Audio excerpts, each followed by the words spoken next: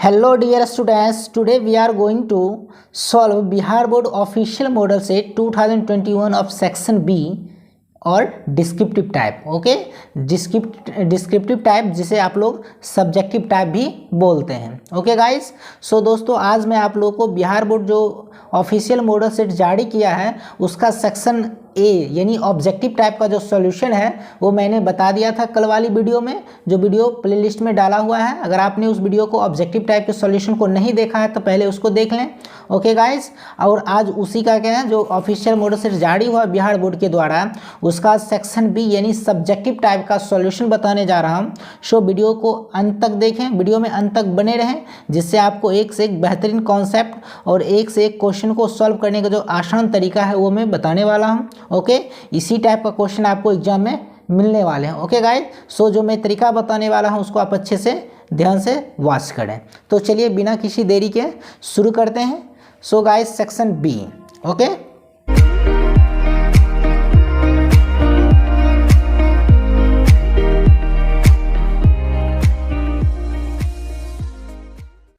तो दोस्तों देखिए सेक्शन बी में फर्स्ट क्वेश्चन है write an essay on any one of the following in about 150 to 200 words. Okay, फिर से देख लेते हैं क्वेश्चन क्या है गाइस।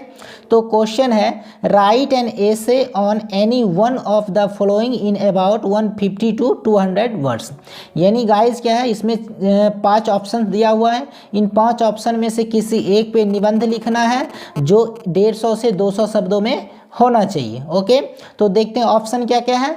तो ऑप्शन है television, importance of trees, covid and education, the book you like most, honesty is the best policy. Okay, अब देखते हैं इसका हिंदी क्या है। टेलीविज़न का मतलब क्या होता है, टीवी, चलचित्र जिसको बोलते हैं हिंदी में। इम्पोर्टेंस ऑफ ट्रीज जिसका मतलब क्या हुआ, पेड़ों का महत्व। कोविड-19 एंड एजुकेशन यानी कोरोना वायरस जो हुआ था गाइज अभी हाल फिलहाल में जो अभी भी बना हुआ है उसका जो पेंडेमिक है।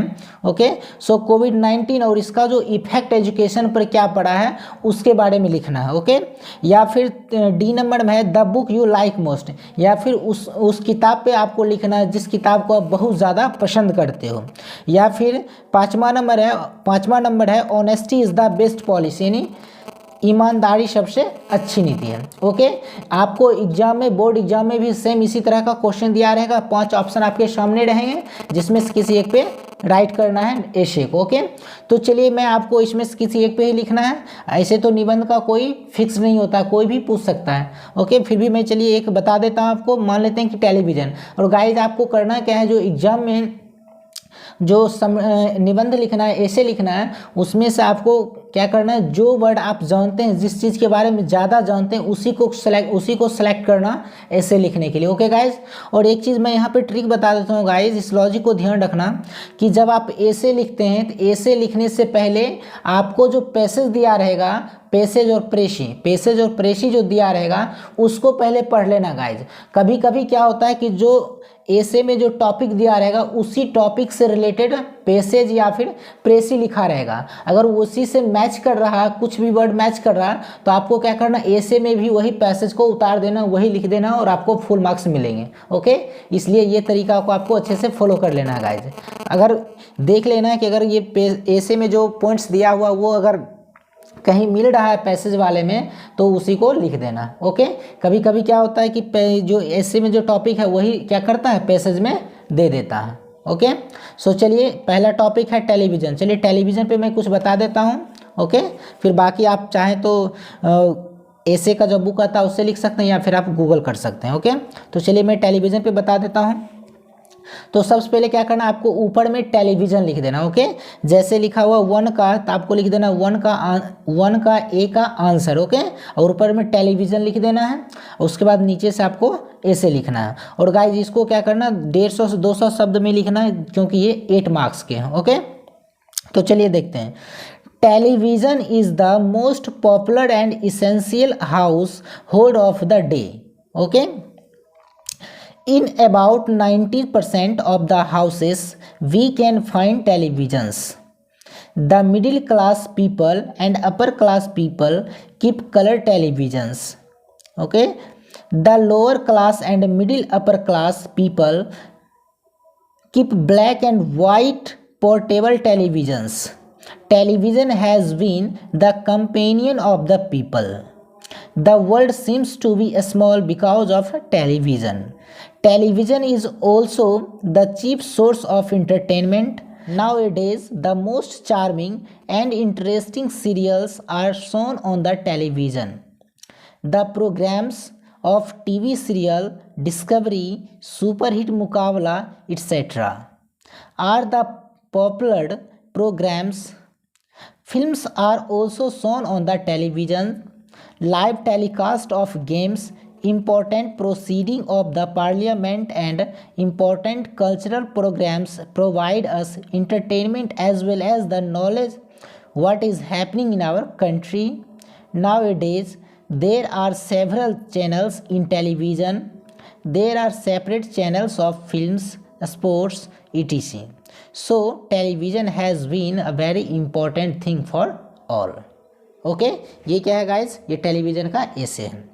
चलिए अब देखिए गाइज क्या सेकंड नंबर क्वेश्चन है। सेकंड नंबर क्वेश्चन क्या कहता है, तो सेकंड नंबर क्वेश्चन है explain any one of the flowing, यानी किसी एक को एक्सप्लेन करना। ओके ये एक्सप्लेनेशन का क्वेश्चन है गाइज। ये क्या, इसी तरह आपको 4 ऑप्शंस एग्जाम में दिए रहेंगे, इनमें से किसी एक को आपको क्या करना है, एक्सप्लेनेशन करना है, एक्सप्लेन करना है। ओके गाइज जैसे इसमें 4 दिया हुआ है। ओके अगर इतना सारा बताऊंगा गाइज तो क्या होगा, ये काफ़ी ज़्यादा लंबा वीडियो हो जाएगा, इसलिए एक कह रहा है तो मैं एक बता देता हूं। अगर आपको चारों का आंसर चाहिए तो आप कमेंट बॉक्स में कमेंट जरूर करना। ओके मैं बता दूंगा। चलिए अभी फिलहाल देखते हैं। तो गाइज इसमें से किसी एक का आंसर कर देते हैं। जैसे मैं इसका बी का आंसर कर देता हूं। बी क्वेश्चन क्या है, बी है this means that the cheap daily paper which goes everywhere and has most influence is far less free than the more expensive weekly और मंथली।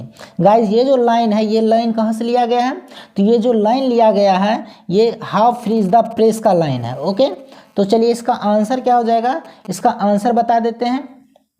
यानी पहले इस क्वेश्चन का मीनिंग जान लेते हैं। क्वेश्चन गाइस क्वेश्चन क्या कह रहा है, this means that cheap daily paper, यानी कह रहा है इसका मतलब ये हुआ कि जो डेली का जो पेपर होता है वो जो सस्ता होता है, विच गोज एवरीवेयर जो सभी जगह जाते हैं, एंड हैज़ मोस्ट इन्फ्लुएंस और जो काफ़ी ज़्यादा असर डालते हैं, असर दिखाते हैं, प्रभावित करते हैं। इन्फ्लुएंस का मतलब प्रभावित करना, ओके या असर डालना। Is far less free than the more expensive weekly और मंथली, और जो क्या होते हैं, जो यानी कह सकते हैं कि जो वीकली और मंथली जो पेपर होते हैं उसका जो रेट होता है, पैसा होता है, वो क्या काफ़ी ज़्यादा क्या होता है, कॉस्टली होते हैं। इसलिए कहता है, कभी कहता है कि इस चैप्टर में कि डेली का जो न्यूज़पेपर है वो क्या है, मंथली और वीकली से काफ़ी ज़्यादा क्या है, कम एक्सपेंसिव है, कम कॉस्ट का है। ओके यानी कम इसका दाम है। ओके गाइज चलिए, यानी एक्सपेंसिव का मतलब होता है महंगा, कीमती। चलिए इसका आंसर क्या हो जाएगा, तो इसका आंसर होगा these lines have been taken from how free is the press written by a great essayist Dorothy L shares.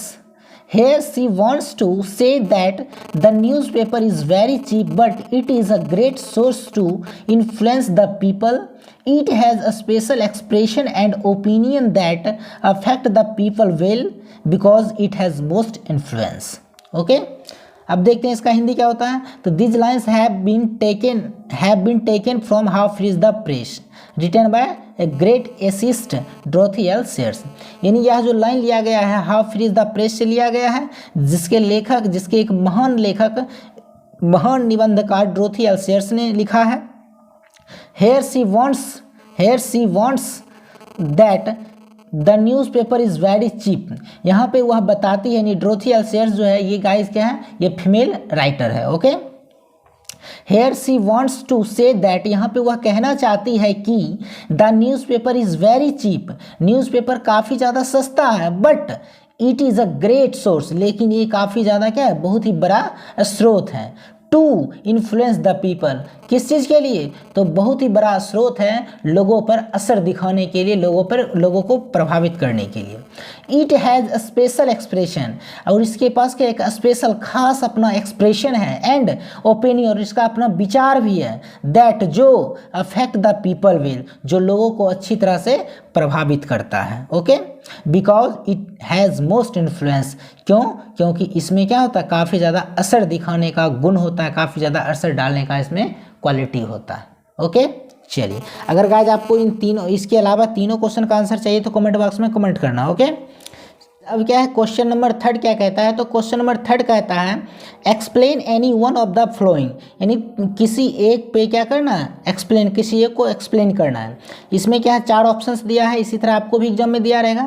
ये क्या है गाइज, उससे पहले जो था, यानी सेकंड नंबर जो क्वेश्चन था वो क्वेश्चन किससे था, तो वो प्रोज सेक्शन का था, और ये जो एक्सप्लेन करने के लिए दिया गया ये पोएम सेक्शन का, यानी 2 एक्सप्लेनेशन पूछा जाएगा, एक प्रोज सेक्शन से, एक पोएट्री सेक्शन से। ओके, सो ये क्या है, पोएट्री सेक्शन का एक्सप्लेन करने के लिए एक्सप्लेनेशन कह रहा है।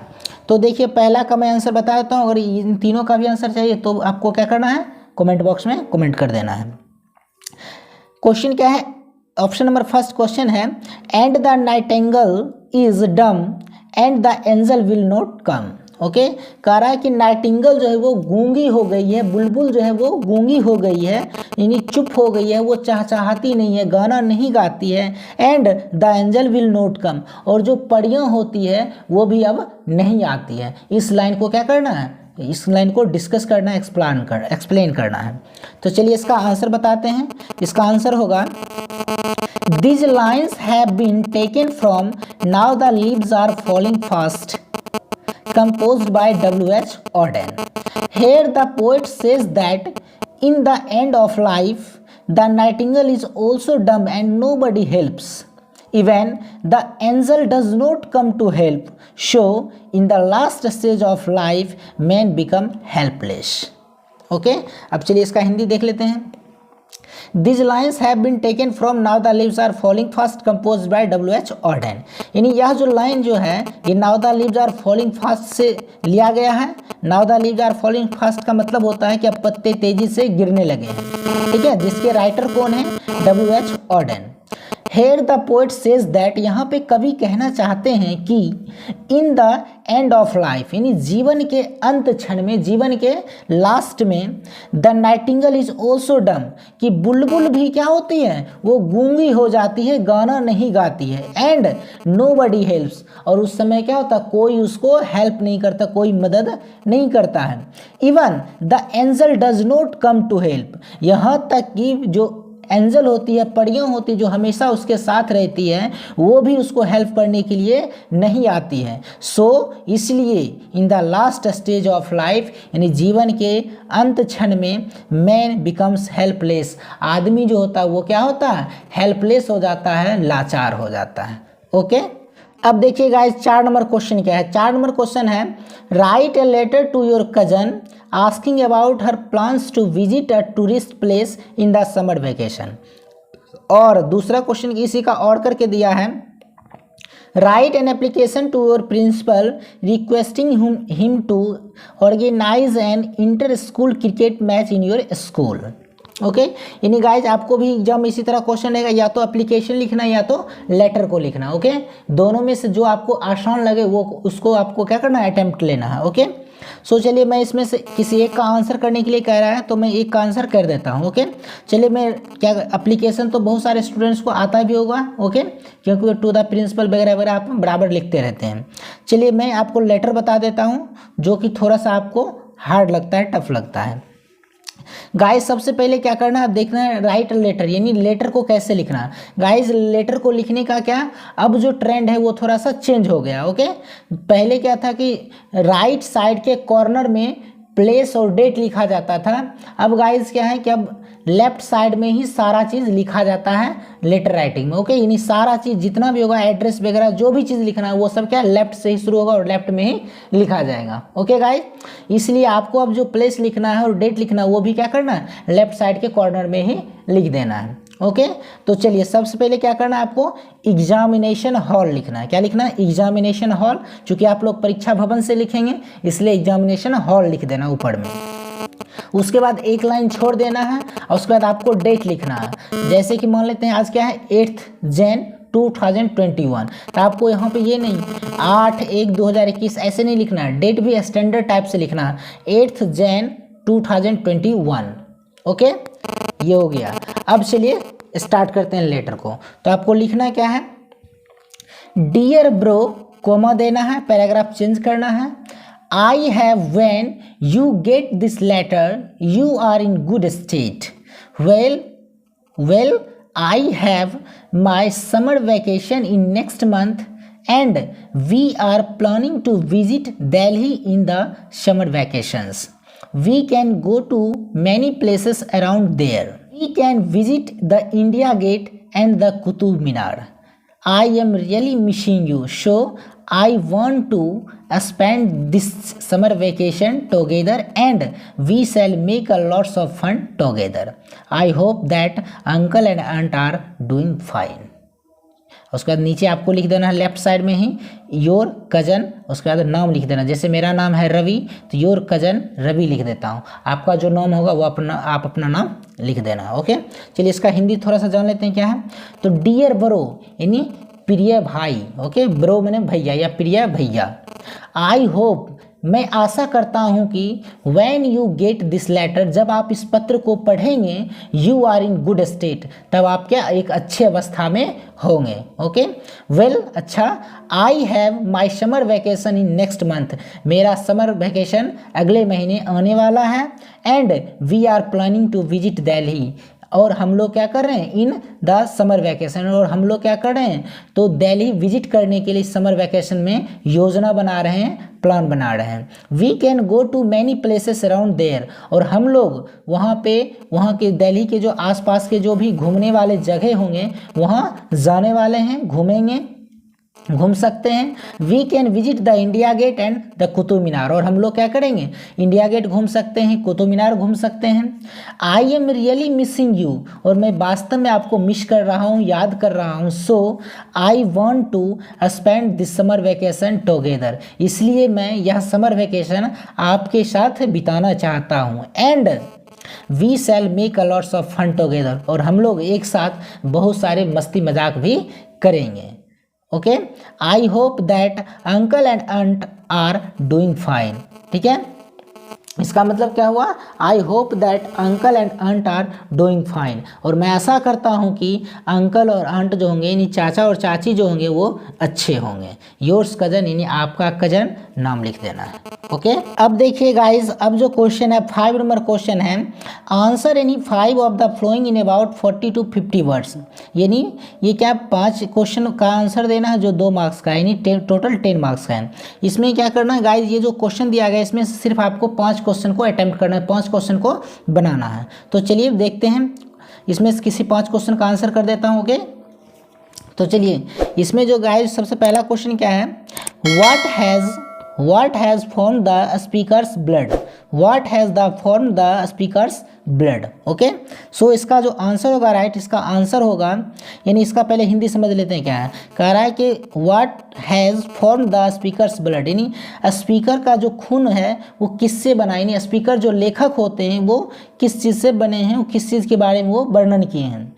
सो इसका आंसर हो जाएगा guys, the soil, the air and the birth place for the speakers blood, यानी मिट्टी, हवा और उनका जो जन्म स्थान है वो स्पीकर्स के ब्लड को बनाया है, उनके जीवन को बनाया है। ओके, चलिए अब देखते हैं गाइस, डी नंबर देख लेते हैं। तो डी नंबर क्या है, what is the place taken by the negroes, यानी नेग्रो के द्वारा किस चीज़ का शपथ लिया गया।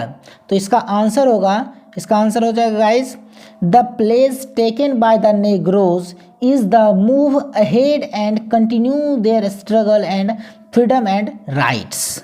ओके, सो इसका मतलब हुआ the place taken by the negroes, यानी नेग्रो के द्वारा शपथ लिया गया, प्रतिज्ञा लिया गया, इज टू मूव अहेड यानी आगे बढ़ते रहने का, एंड कंटिन्यू देयर स्ट्रगल और अपना संघर्ष को जारी रखने का, फॉर फ्रीडम एंड राइट्स, किस लिए तो आज़ादी और अपना अधिकार के लिए। इन सारी चीज़ों को वो क्या करता है, वो कसम लेता है आगे बढ़ाने के लिए, संघर्ष करते रहने का।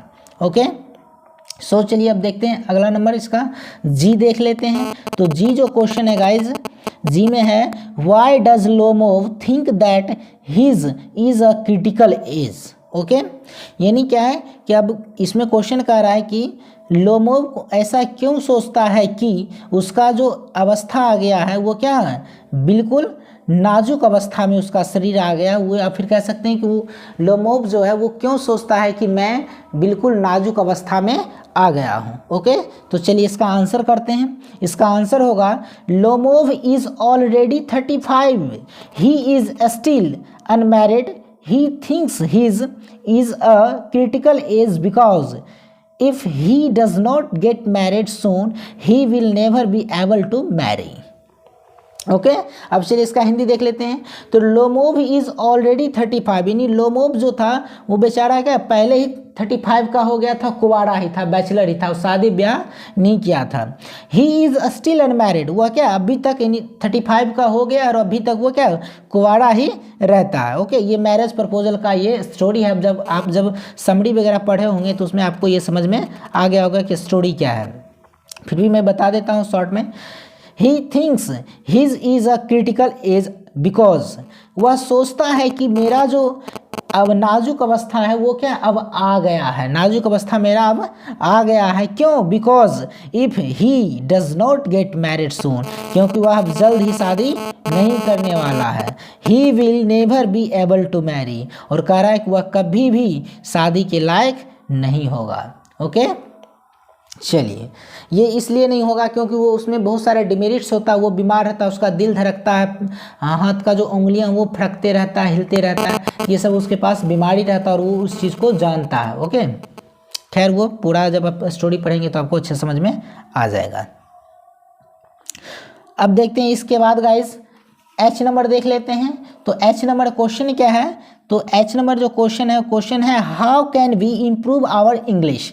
गाइज ये क्या है, स्टोरी ऑफ इंग्लिश का ये क्वेश्चन है। ओके, कह रहा है कि हम लोग इंग्लिश को कैसे इम्प्रूव कर सकते हैं, इंग्लिश को कैसे सुधार सकते हैं। ओके, सो इसका आंसर होगा we can improve our English by getting hard the English words, learning pronunciation, using the rules of grammar and framing sentences and reading, writing and listening to English words, sentences, news, etc. Okay, अब देखते हैं इसका मतलब क्या है। तो we can improve our English by getting hard the English words, यानी हम लोग अपनी इंग्लिश को सुधार सकते हैं तो इंग्लिश वर्ड्स को याद करके, इंग्लिश वर्ड को अच्छे से पढ़ करके। उसके बाद लर्निंग प्रोनाउंसिएशन, और प्रोनाउंसिएशन को लर्न करके, प्रोनाउंसिएशन को सीख करके। होता है क्या गाइस कि अभी जो इंडियन जो होते हैं वो क्या होता है 90% आदमी क्या प्रोनाउंसिएशन ही गलत करते हैं। जैसे कि अभी डॉग्स, आप लोग DOGS लिखा रहता है तो उसको डॉग्स पढ़ते हैं, ये जो कि छोटा सा वर्ड है, नहीं इसको क्या है डॉग्स पढ़ेंगे। क्या पढ़ेंगे? डॉग्स, क्योंकि जिसमें प्लुरल लगता, प्लुरल बनाया जाता है एस लगा करके, तो उस सौ का जो प्रोनाउंसिएशन होता है वो सौ नहीं होके जॉ होता है। ओके, एस का प्रोनाउंसिएशन जॉ होता है। जिस तरह से आप बॉयज लिखते हैं तो बॉयज नहीं बोलते हैं, बॉयज बोलते हैं, क्योंकि ये बॉय का प्लुरल है, एस लगा करके बना है, इसलिए उसको बॉयज पढ़ते हैं। उसी तरह डॉग्स पढ़ेंगे। ओके, उसी तरह लीव्स पढ़ेंगे। ओके, उसी तरह फीलिंग्स पढ़ेंगे। ओके गाइस, अब चलिए नेक्स्ट देखते हैं। तो नेक्स्ट आई नंबर देख लेते हैं। तो आई नंबर क्या है, चलिए पहले इसका हिंदी अच्छा से बता देते हैं। Okay, we can improve our English by getting heart and English words, यानी हम लोग इंग्लिश को सुधार सकते हैं दिल से, किसी वर्ड को अच्छे से जब पढ़ेंगे उसके बारे में अच्छे से समझेंगे। ओके, या फिर लर्निंग प्रोनाउंसिएशन, जब लर्निंग प्रोनाउंसिएशन करेंगे, यानी प्रोनाउंसिएशन को लर्न करेंगे, सीखेंगे, तब मेरा इंग्लिश सुधर सकता है। Using the rules of grammar and framing sentences and reading, जब हम ग्रामर के रूल को सीखेंगे और सेंटेंस को किस तरह से फ्रेम किया जाता है उसको रीड करेंगे, तब हम लोगों का इंग्लिश सुधर सकता है। Writing and listening to English words, और इंग्लिश वर्ड को लिखेंगे, उसको सुनेंगे, पढ़ेंगे, तब मेरा इंग्लिश सुधर सकता है। ठीक है, और इंग्लिश का जो सेंटेंस होता है, न्यूज़ होता है, इन सभी को भी हम लोग को सुनना है, तब जाके इंग्लिश सुधर सकता है। ओके, इसलिए आप लोग को न्यूज़ देखना हो तो इंग्लिश चैनल्स का देखा करें, जिससे कि आपको इंग्लिश में इंप्रूवमेंट हो जाएगा। चलिए अब देखते हैं आई नंबर क्वेश्चन देख लेते हैं अब एक ही बार। तो आई नंबर क्वेश्चन क्या है, write A short note on Indian English novel, यानी क्या शॉर्ट नोट लिखना है इंडियन इंग्लिश नोवेल के ऊपर। ओके, सो चलिए इसका आंसर कर देते हैं। तो इसका आंसर कर देते हैं गाइस, क्या होगा answer, Indian novel has a special recognition in English literature, it always reflects the social, political and cultural ambience of the time, the first Indian novel in English was Rajmohan's wife written by Bankim Chandra. Okay, यानी कह रहा है guys क्या है, Indian novel has special recognition in English literature, यानी भारतीय उपन्यास का जो है इंग्लिश साहित्य में एक अलग पहचान है, इसका अलग एक खास पहचान है। It always reflects the social, ये हमेशा क्या करता है, सोशल को दिखाता है, पॉलिटिकल को दिखाता है, एंड कल्चरल एम्बियंस, और जो हमारी जो सांस्कृतिक परंपरा है इसको दिखाता है, दर्शाता है ऑफ द टाइम, और टाइम के हिसाब से। Okay, the first Indian novel in English, यानी क्या, इंग्लिश का जो फर्स्ट इंडियन नोवेल है वो कौन है, राजमोहन्स वाइफ, लिटरेचर का नाम है, नोवेल का नाम है राजमोहन्स वाइफ, जिसके राइटर कौन है, बंकिम चंद्र है। ओके, अब देखिए गाइस 6 नंबर क्वेश्चन क्या है, answer any 3 in about 100 to 120 words, यानी किसी 3 प्रश्न का आंसर करना। ओके, जिसका आंसर जो होगा 100 से 120 शब्दों के बीच में होना चाहिए। ओके, चलिए पहला क्या है, तो right the summary of any one of the flowing poems, ये गाइस क्या है, पोएम है, यानी पोएम और प्रोज और पोएट्री दोनों सेक्शन से आपको समरी पूछा जाएगा। ओके, तो देखिए इसमें क्या है, ऑप्शन एन एपिटाफ और to autumn the soldier. Okay guys, ये समरी क्या है गाइज, आप लोग पहले से भी पढ़े होंगे, समरी लिखा हुआ होगा। अगर आपके पास नहीं है तो आप मेरे वीडियो के प्लेलिस्ट में जाइए, इस प्लेलिस्ट में ये समरी जो है डाला हुआ, वहाँ से आप इसको नोट कर सकते हो। ओके, ये क्या है, समरी अगर मैं बताऊंगा तो वीडियो बहुत ज़्यादा लंबा हो जाएगा, इसलिए क्या इस समरी में बता रखा हूँ, इसमें से क्या आपको प्लेलिस्ट में जाना और वहाँ से वॉच कर लेना। ओके, और फिर देखते हैं बी नंबर। बी नंबर क्या है, write the summary of any one of the following prose pieces, और ये क्या प्रोज सेक्शन का है, उसमें से समरी लिखने के लिए कह रहा है। जैसा क्या है, पहला में Bharat is my home, second number है I have a dream, third number है a pinch of snuff. Okay, इन तीनों में से किसी एक पे लिखना है। ओके, तो इसका भी वीडियो में एक समरी बना करके प्लेलिस्ट में डाल दिया हूँ, वहाँ से आप क्या करें, उसको देख लें, अच्छे से वॉच कर लें। अगर आपके पास नहीं है तो आप कमेंट बॉक्स में कमेंट करें, मैं इसका आंसर पिन कर दूंगा। चलिए गाइज, अब देखते हैं सी नंबर क्वेश्चन। तो सी नंबर क्वेश्चन क्या है guys, what are the difficulties faced by students learning English as a second language। Okay, कह रहा है कि छात्रों के द्वारा यह कठिनाइयों का सामना किया जाता है, कौन सा, किस चीज़ का, मैंने वो कठिनाई कौन सा है जिसको वो सामना करता है, फेस करता है, learning English as second language, यानी इंग्लिश को सीखने में जो कि सेकेंड लैंग्वेज है। ओके, यानी भारत के जो स्टूडेंट्स होते हैं उनको इंग्लिश सीखने में काफ़ी ज़्यादा कठिनाई होती है, जो कि क्या है, इंग्लिश जो है वो सेकेंड लैंग्वेज के रूप में है। ओके, तो इसमें कौन कौन सी दिक्कतें आती हैं उनके बारे में लिखना है। और दूसरा क्वेश्चन क्या है, write A note on the difference between A novel and A drama, यानी दोनों में से किसी एक का आंसर करना है, या फिर और करके 2 क्वेश्चन और दिया है कि what are the dramatic structure of a tragedy, यानी 3 क्वेश्चन है, सी का 3 क्वेश्चन है, 3 में किसी एक का आंसर करना है। ओके, तो चलिए मैं पहला का ही आंसर कर देता हूँ कि क्वेश्चन है what are the difficulties faced by students learning English as a second language. So इसका आंसर होगा guys, students face many difficulties related to the correct use of words, rules of grammar, English environment and guidelines. They have lack of words and no good pronunciation, so they feel difficulties to express their feelings. Okay, so इसका answer होगा students face many difficulties, यानी छात्र जो होते हैं वो बहुत सारी कठिनाइयों का सामना करते हैं related to correct use of English words. Okay, क्या जिससे क्या होता है, इंग्लिश से जो रिलेटेड वर्ड होते हैं उसका जो करेक्ट यूज़ क्या है उसका वो क्या करते हैं, सामना करते हैं, फेस करते हैं। रूल्स ऑफ ग्रामर का फेस करते हैं, रूल्स ग्रामर का जो रूल होते हैं, नियम होते हैं, उनमें वो उनसे उनको दिक्कत होती है, उनमें क्या होता है, उसको प्रॉब्लम होती है, इसलिए उनसे भी वो क्या करते हैं, कठिनाई को सामना करते हैं। इंग्लिश इन्वायरमेंट एंड गाइडलाइंस, और इंग्लिश का जो वातावरण होता है और यहाँ के जो निर्देश होते हैं, गाइडलाइन होते हैं, उनसे भी क्या उनको दिक्कतें होती है। They have lack of words and no good pronunciation, यानी हम लोगों के पास इंडियन जो स्टूडेंट्स होते हैं उनके पास काफ़ी ज़्यादा वर्ड हैं, लाखों वर्ड्स हैं, लेकिन क्या है, गुड प्रोनाउंसिएशन नहीं है। क्या है, गुड, जो ब्रिटिश होते हैं उनके पास गुड प्रोनाउंसिएशन है, लेकिन इंडियन के पास क्या गुड प्रोनाउंसिएशन नहीं है। Okay, so they feel difficulties to express their feelings. Okay, इसलिए उनको क्या होता है, डिफ़िकल्टी होता है, कठिनाई होता है एक्सप्रेस द फीलिंग्स, फीलिंग्स को एक्सप्रेस करने में। जैसे हम लोग कोई भी इंग्लिश पढ़ते हैं तो फीलिंग्स के साथ कैसे बोलना है, ये क्या होता है, हम लोग को ये चीज़, इस चीज़ की कठिनाई होती है। ओके, अब देखिए दोस्तों, अब क्या है डी नंबर क्वेश्चन, 6 का डी क्वेश्चन क्या है, match the poets in list A with their work in list B. Okay guys, I hope कि आप सभी को ऑलरेडी ये क्या होगा, रिमेंबर होगा।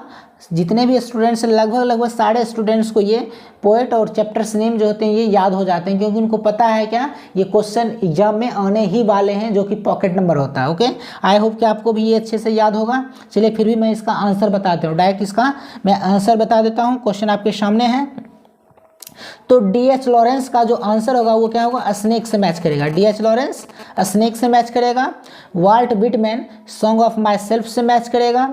John Donne sweetest love I do not go से मैच करेगा। John Donne sweetest love I do not go से मैच करेगा। वाल्टर डेला मेयर ये किससे मैच करेगा, तो एन एपिताफ से मैच करेगा। उसके बाद है के.की.एन. दारूवाला, ये किससे, तो फायर हिम से मैच करेगा। ओके, अब देखिए गाइस क्या है, तो अब जो क्वेश्चन है वो ई नंबर क्वेश्चन है। ई नंबर क्वेश्चन क्या है गाइस, तो ई नंबर जो क्वेश्चन है वो क्या है, translate any 5 of the flowing sentences into English. यानी क्या, इसमें किन्हीं 5 का ट्रांसलेट करना है इंग्लिश में, किन्हीं 5 का क्या करना है, इंग्लिश में ट्रांसलेट करना, यानी ट्रांसलेशन है। ओके, सो चलिए मैं इसका ट्रांसलेट कर देता हूँ। तो पहला क्वेश्चन क्या है, 2 दिनों से बारिश हो रही है, 2 दिनों से बारिश हो रही है। गाइस ये क्या है, प्रेजेंट परफेक्ट कॉन्टिन्यूअस का टेंस है, क्योंकि रहा है रही है, बट इसमें क्या से लिखा रहेगा। जिस सेंटेंस में से और रहा है रही है लिखा रहेगा उसे प्रेजेंट परफेक्ट कॉन्टिन्यूअस टेंस कहा जाता है, उसमें टाइम भी कभी कभी दिया रहेगा। ओके, और सिर्फ जिसमें रहा है रही है रहे हैं तो वो कॉन्टिन्यूअस होता है, और जिसमें से लिखा रहेगा और रहा है रही है रहेगा तो उसको प्रेजेंट परफेक्ट कॉन्टिन्यूअस कहते हैं। सो आंसर होगा it has been raining for 2 days। It has been raining for 2 days। जब किसी सेंटेंस में सब्जेक्ट नहीं रहता है तो अपने मन से सब्जेक्ट इंट्रोडक्टरी इट या फिर इंट्रोडक्टरी देयर का प्रयोग किया जाता है। ओके, तो यहाँ पे मैंने इंट्रोडक्टरी इट का प्रयोग किया जो कि सब्जेक्ट का काम कर रहा है। तो क्या होगा, it has been raining for 2 days। Okay guys, यहाँ पे फॉर और टू, इससे पहले मैंने प्रीपोजिशन का वीडियो बना दिया, अगर आपने नहीं देखा तो प्ले लिस्ट में वीडियो डाला हुआ, उसको अच्छे से देख लें। ओके, सिंस और फॉर का जो बेहतरीन कॉन्सेप्ट है उसको मैंने बता दिया है। ओके गाइज, चलिए सेकेंड नंबर क्वेश्चन है, वसंत को ऋतुओं का राजा कहा जाता है। तो इसका आंसर होगा spring is called the king of seasons. Okay, so third number है, सच्चा मित्र संसार में दुर्लभ है। ओके, दुर्लभ का मतलब होता है रेयर, तो इसका आंसर होगा a true friend is rare in the world. A true friend is rare in the world. उसके बाद 4 नंबर है, वह अभी तक घर नहीं पहुंचा है। ओके, वह अभी तक घर नहीं पहुंचा है। गाइस इसमें क्या है, आ ई ए प्लस है लिखा है, तो इसको कहते हैं प्रेजेंट का परफेक्ट टेंस। ओके, चुका है चुकी है चुके हैं, या फिर आ है ई है ए है, या फिर लिया है दिया है किया, ये इसका आईडी होता है। ओके, सो आ है पहुंचा है, चा में क्या है, आ मात्रा के रूप में लगा हुआ, इसलिए क्या प्रेजेंट का परफेक्ट टेंस। और इसका आंसर होगा he has not reached home yet। he has not reached home yet। okay, he has not reached home yet। guys note किसी भी इंग्लिश सेंटेंस में नोट 3 नंबर पे लगता है। ओके, चलिए नेक्स्ट नंबर क्वेश्चन क्या है, तो नेक्स्ट है, वे एक महान देशभक्त थे। ओके, सो इसका आंसर हो जाएगा he was a great patriot। he was a great patriot। उसके बाद है 6 नंबर, शाम में हम लोग खेल रहे होंगे। शाम में हम लोग खेल रहे होंगे, ये है फ्यूचर कॉन्टिन्यूअस टेंस। क्या है, रहा है रही, रहा होगा रही होगी रहे होंगे, ये क्या है फ्यूचर का कॉन्टिन्यूअस। तो इसका आंसर होगा we shall be playing in the evening. We shall be playing in the evening, यानी फ्यूचर का कॉन्टिन्यूअस का जो स्ट्रक्चर होता है वो स्ट्रक्चर होता है सब्जेक्ट प्लस शैल या will plus be plus before plus other word. Okay, चलिए नेक्स्ट क्या है, मुझे कल राजगीर जाना है। गाइस क्या है, जाना है, यानी जाना है या जाना पड़ता है, तो इसमें क्या होता है इन्फिनिटिव विथ हैव होता है, यानी टू प्लस हैव का यूज़ किया जाता है। ओके, तो इसका आंसर जो होगा वो आंसर क्या हो जाएगा, I have to go to Rajgir tomorrow. I have to go to Rajgir tomorrow. जब किसी हिंदी के लास्ट में पढ़ता है, पढ़ती है, पढ़ते हैं, या जाना है, या फिर ना है, ना ही, ना है, नी है, ने है, तो उसका जो यूज़ होगा वो हैव टू या हैज़ टू का प्रयोग करके बनता है। ओके, ये अगर आप ट्रांसलेशन बनाए होंगे ऑक्सफोर्ड के बुक के ट्रांसलेशन में तो उसमें ये चीज़ दिया हुआ है। चलिए नेक्स्ट क्या है, 8 नंबर है। तो 8 नंबर क्या है, आपकी घड़ी में कितना बजा है। आपकी घड़ी में कितना बजा है, तो इसका होगा इंग्लिश होगा, ट्रांसलेशन होगा how much time in your watch. How much time is in your watch. क्या हो जाएगा guys, how much time is in your watch, question mark. Okay, अब देखिए गाइज एफ नंबर क्वेश्चन है, फिर से क्या है एफ नंबर क्वेश्चन।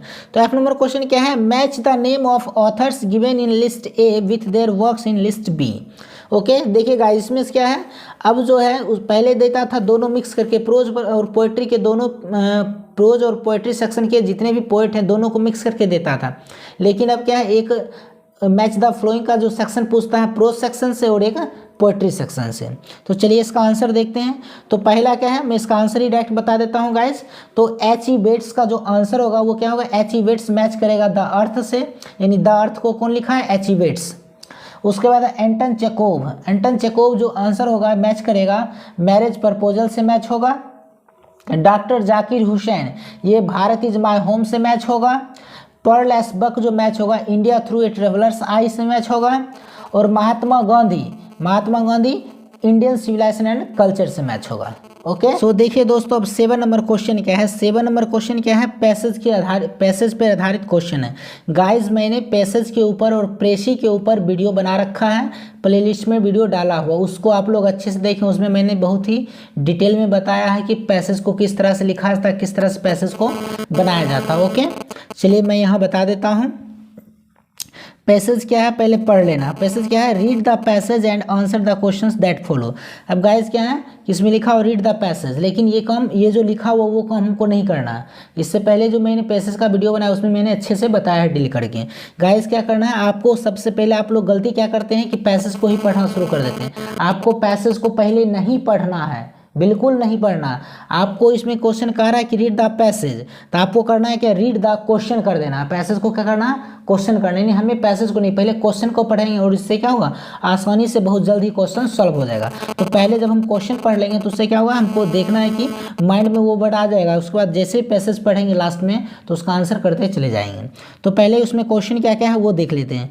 क्वेश्चन है what must we have if we want to achieve something worthwhile in life. Second question है what will happen if there is no discipline. Third question है why is discipline important. Fourth number question है make sentences with discipline और strength. Okay, चलिए अब समझ में आ गया क्या क्या क्वेश्चन है माइंड में है। अब देखते हैं पैसेज जैसे ही पढ़ेंगे तो जैसे ही पढ़ते आएंगे तो पता लगेगा हाँ इसका आंसर यहाँ से हो सकता है। तो चलिए इसका आंसर पहले पैसेज को रीड कर लेते हैं।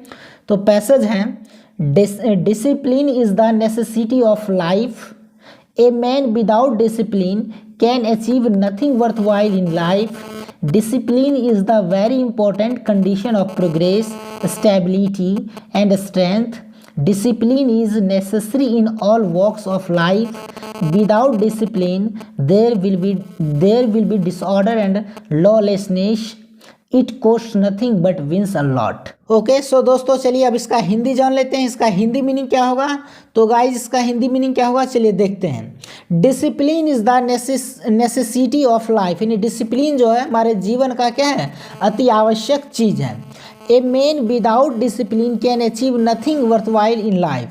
कह रहा है एक आदमी बिना डिसिप्लिन का कुछ भी हासिल नहीं कर सकता वर्थवाइल इन लाइफ, और उनका जो लाइफ है वो क्या सार्थक भी नहीं हो सकता है। ठीक है, यानी अपने जीवन में बिना अनुशासन का वो सार्थक सफल नहीं हो सकता है। फिर discipline is the very important condition. Discipline जो है ये बहुत ही अच्छी स्थिति है किस चीज़ की, ऑफ प्रोग्रेस, उन्नति की, स्टेबिलिटी स्थापित करने की, दृढ़ता की, एंड स्ट्रेंथ और बल की, ताकत की। ओके। यानी डिसिप्लिन जो है, डिसिप्लिन के बिना कोई भी चीज़ क्या हम लोग प्रोग्रेस नहीं कर सकते हैं, अपने आप को स्टेबिलिटी नहीं कर सकते हैं, स्थापित नहीं कर सकते हैं, दृढ़ता नहीं कर सकते हैं, और स्ट्रेंथ और ताकत भी हम लोगों को नहीं रहेगा, नहीं मिलेगा, कोई भी चीज़ में बल नहीं मिलेगा जब हमारे पास डिसिप्लिन नहीं रहेगा। ओके। सो क्या है next line, discipline is necessary in all works. और डिसिप्लिन जो है ये सभी तरीके से क्या होते हैं, हर तरह से क्या होते हैं, हमें काम करते हैं, हमें मदद देते हैं। ओके। विदाउट डिसिप्लिन यानी बिना डिसिप्लिन के here will be disorder and there will be disorder and lawlessness. कह रहा है कि वो क्या होंगे, ये डिसऑर्डर हो जाएंगे, बिकार हो जाएंगे, बेकार हो जाएंगे, एंड लॉलेसनेस और क्या अराजकता बन जाएंगे। ओके। यानी बिना डिसिप्लिन के आदमी क्या होते हैं, बेकार हो जाते हैं, वो अराजकता फैलाने लगते हैं, वो अराजक हो जाते हैं। ओके। इट कॉस्ट नथिंग और इसका अनुशासन का कोई कीमत नहीं है, लेकिन बट विंस अ लॉट, लेकिन ये बहुत कुछ हासिल करा सकती है। ओके गाइज, जिस पर्सन में डिसिप्लिन नहीं होता, अनुशासन नहीं होता, वो क्या होता है, अराजक बन जाते हैं, अराजकता फैलाते रहते हैं, और वो क्या होते हैं, वो कह सकते हैं कि डिसऑर्डर हो जाते हैं, बेकार हो जाते हैं, उसमें विकार उत्पन्न होने लगते हैं, द्वेष उत्पन्न होने लगते हैं।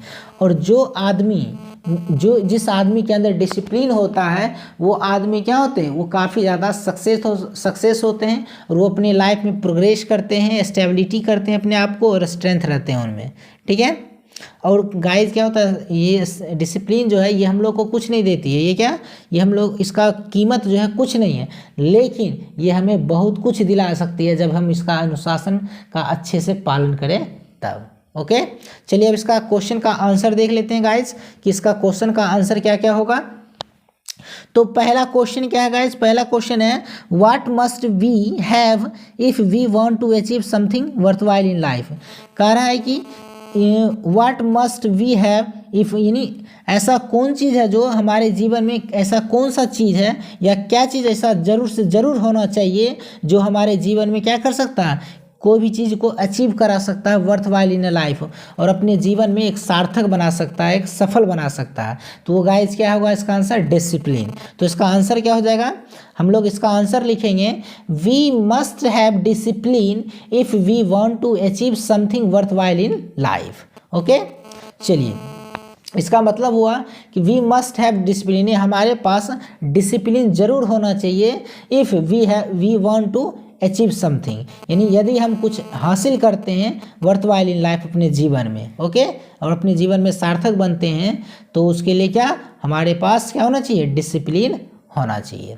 नेक्स्ट क्वेश्चन है guys, next question number second, what will happen if there is no discipline. So इसका आंसर होगा if there is no discipline there will be disorder and lawlessness. Okay.